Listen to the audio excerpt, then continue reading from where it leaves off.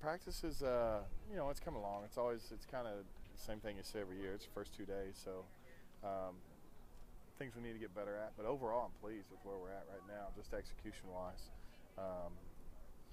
We had about 9 days off before we got into camp here, so I think we're a little bit sluggish, but hopefully we're getting that out of our system. Coach, how would you describe Coach Ricker as a coach?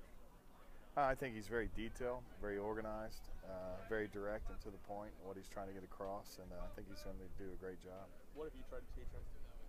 I haven't taught him anything. He's good.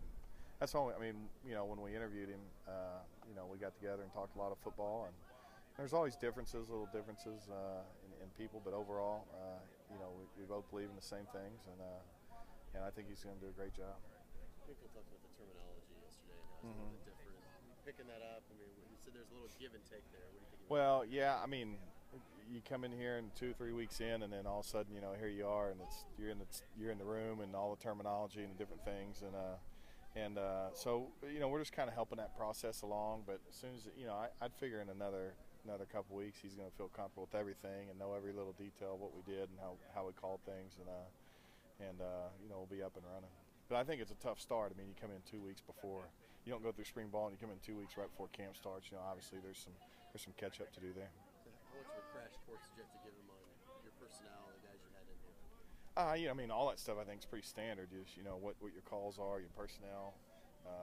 Where do you think guys are at as far as where they're at in the starting rotation, and maybe what guys might have a chance to move into that lineup. So we talked about all those things for 2 weeks, pretty much nonstop. Josh, what was the process of moving Marcus Murphy and getting him from the slot? Was that your idea, or kind of how did you guys decide on that?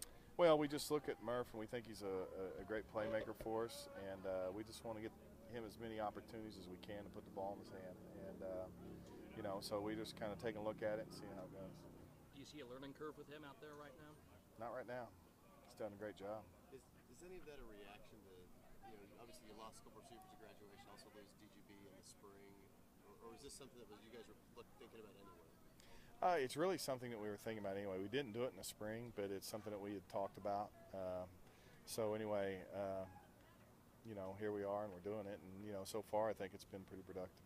Does it turn more from a luxury of having him out there to more of a necessity now?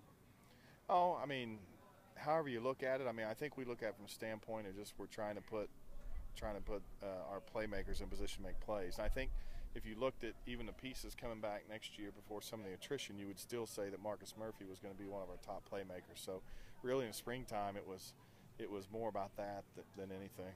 Did you guys experiment at all with him in the slot in the spring? A couple guys said that he worked there a play or two.